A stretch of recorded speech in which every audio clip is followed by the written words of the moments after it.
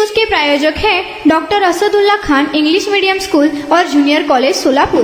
सोलापूर व परिसरातील गरीब गरजू रुग्णांना दर्जेदार रुग्णाच्या मिळण्यासाठी 1934 साली डॉक्टर विष्णू गणेश वैश्यपाने यांनी वाडिया चॅरिटेबल हॉस्पिटल सोलापूरची स्थापना करून हॉस्पिटल सुरू केले। हॉस्पिटलच्या जागा, बांधकाम व यंत्रसामग्री अनेक दानशूर व्यक्तींनी तसेच समाजसेवी संस्थांनी देऊन 225 खाटांचे अतिशय अद्ययावत रुग्णालय 2006 सालापर्यंत आपल्या सर्व विभागांमध्ये उच्च प्रतीची व माफक दरात वैद्यकीय सेवा देत होते। परंतु हॉस्पिटल ट्रस्टच्या व्यवस्थापनातील भ्रष्टाचार, गैरकारभार व अंतर्गत वादामुळे 2006 सालापासून डॉक्टर व कर्मचाऱ्यांना पगार न देणे व कार्यक्षम कार्यकारी मंडळाच्या कारभारामुळे 2009 सालापासून हॉस्पिटल पूर्णपणे बंद झाले। त्यामध्ये येथील असंख्य लोकांच्या नोकऱ्या गेल्या, गरीब व गरजू रुग्णांना वैद्यकीय सेवा मिळणे बंद झाले व डॉक्टरांचे पदव्युत्तर अभ्यास जीएनएम नर्सिंग कोर्सेस बंद झाले। सोलापुरातील सर्वप्रथम असलेल्या MRI, CT स्कॅन, कार्डियाक व न्यूरोसर्जरी युनिट्स व इतर ऑपरेशन थिएटर्स, सुसज्ज ICUs, X-ray, sonography, laboratory, IPD व OPD विभाग, मेडिकल स्टोअर, बँक ऑफ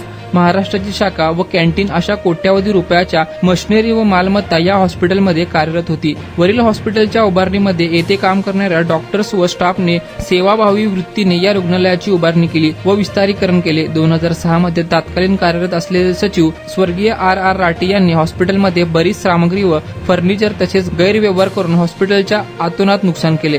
परंतु तत्कालीन व आजपर्यंत कार्यरत असलेले अध्यक्ष प्रभाकर दत्तात्रय कारंदीकर व त्यांच्या कार्यक्षम कार्यकारी मंडळांनी त्यांच्या असंवेदनशील व भ्रष्ट कारभारामुळे या हॉस्पिटलचे अपरिमित नुकसान केले आहे।